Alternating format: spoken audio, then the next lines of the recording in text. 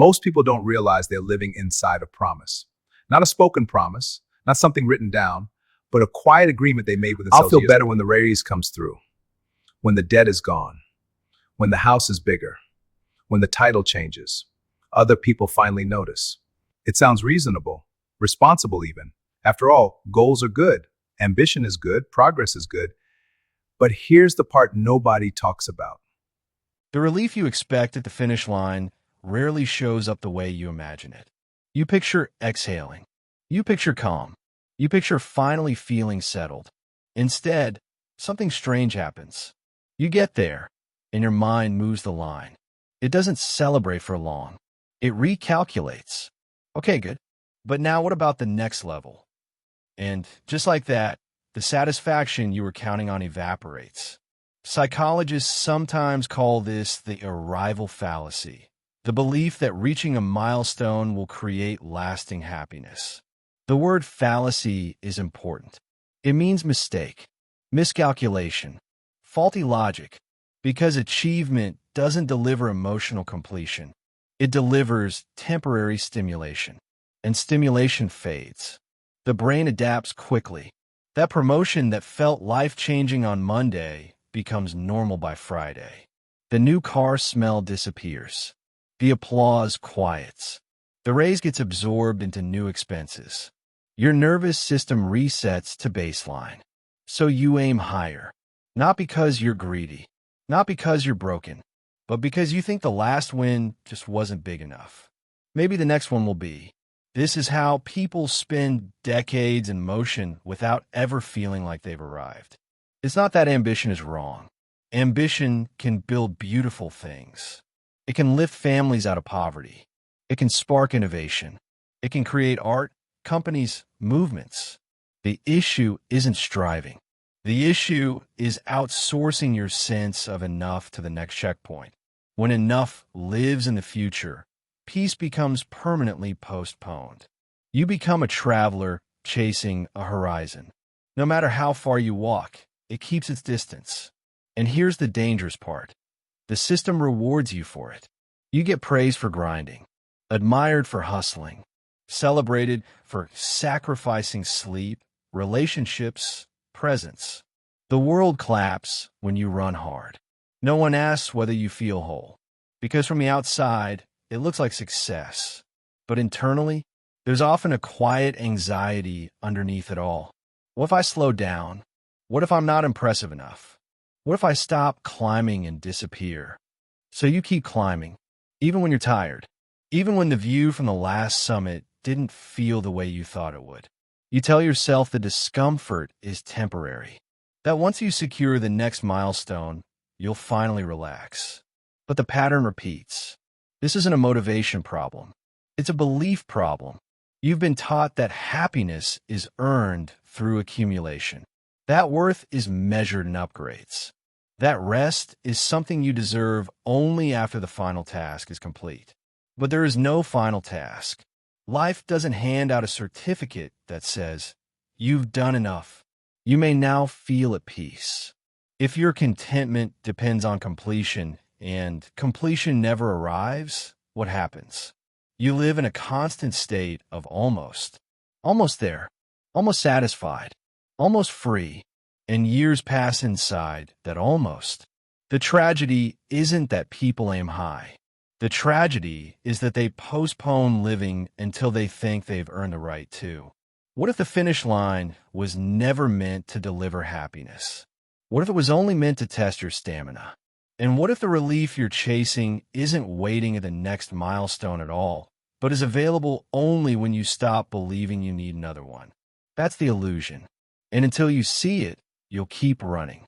Most of us spend our lives believing the next achievement will fill the empty space inside us. We chase raises, titles, recognition, bigger homes, fancier cars, all as if they could somehow fix the deep, quiet question that sits in the pit of our stomachs. Am I enough? The truth is, for many people, the chase isn't about money, status, or possessions at all. It's about a feeling we can't put a number on, a feeling of worth, a sense of safety, a quiet reassurance that, Yes, we belong, we matter, we are okay. But here's the trap. We look for this feeling in external things. We think if we just reach that next milestone, finally we'll feel whole. I've watched it happen countless times, in friends, colleagues, even family. A person finally hits that big promotion, only to spend the next year worrying about the next challenge.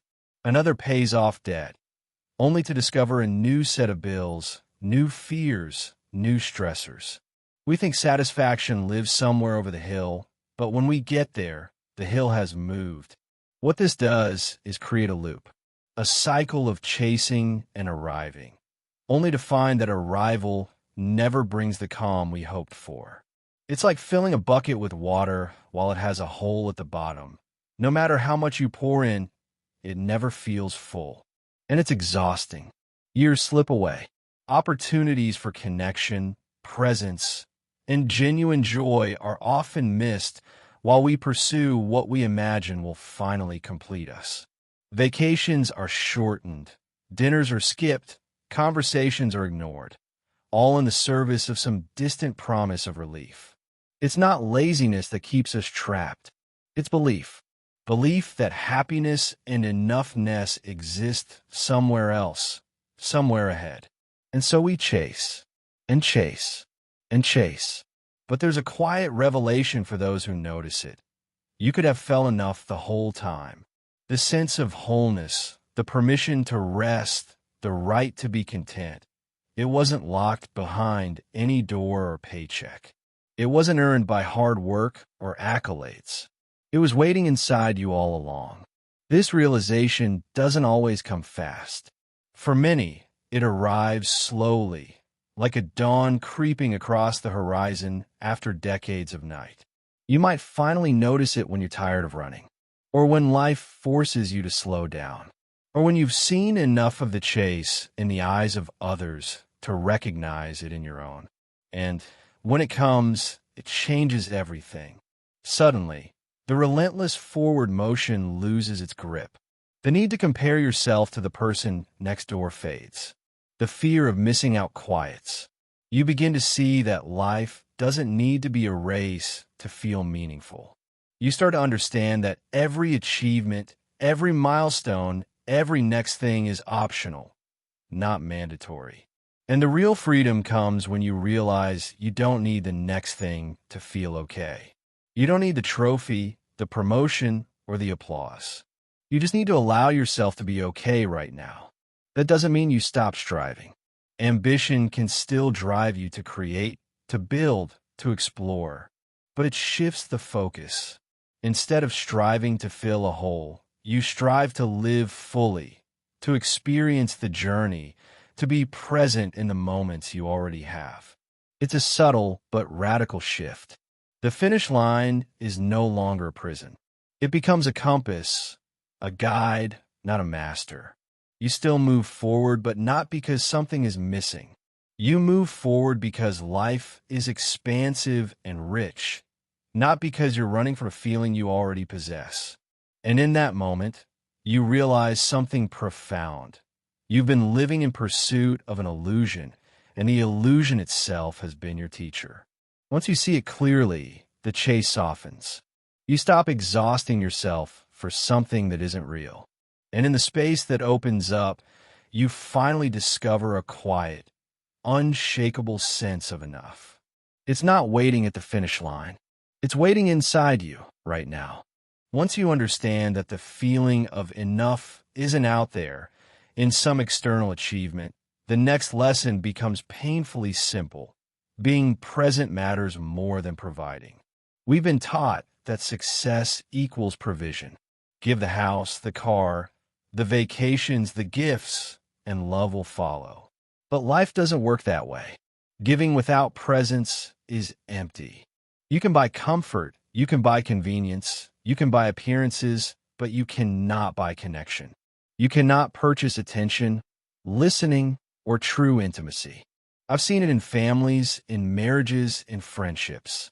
People sacrifice themselves for achievement, thinking that achievement will protect their relationships, only to discover that when they finally show up, there's little left to give. Children grow up remembering absent parents. Partners feel unseen. Friends drift away quietly, never blaming anyone, but leaving nonetheless. Being present is harder than working 60 hours a week. It requires slowing down, noticing, listening. It means putting the phone down, turning toward the person across the table, and resisting the urge to solve every problem. Presence is quiet. Presence is patient. Presence is not measured in currency, in accolades, or in minutes logged at work. And yet, presence is transformative. It restores relationships. It rebuilds trust. It reconnects hearts that have been separated by ambition, distraction, or fear. It doesn't feel flashy. It isn't broadcastable on social media, but it is more powerful than any title, bonus, or promotion. When people discover this, they often experience a paradox. The less they chase external validation, the more deeply they feel fulfilled. When you stop trying to earn approval, respect, or recognition, those things often come anyway, naturally, effortlessly, because you're no longer pushing from a place of scarcity. The same goes for fear. Fear doesn't vanish when life improves. It simply attaches to the next thing. Health improves, finances stabilize, accolades arrive, and a new fear takes its place. Real freedom comes not from controlling the world around you, but from changing your relationship to it. When you stop letting fear dictate your choices, you reclaim the ability to live fully. You begin to see that happiness isn't a prize at the top of a mountain. It isn't waiting in some future moment. It's not dependent on circumstances or other people. Happiness is a practice. It's the small, deliberate acts of noticing, appreciating, and choosing contentment in each moment. And it doesn't require perfection. Life will always be messy, unpredictable, and imperfect. There will always be setbacks, losses, and disappointments. Waiting for the perfect set of circumstances to feel okay guarantees perpetual dissatisfaction. True peace is choosing to feel okay despite the messiness. It's not easy. It takes courage.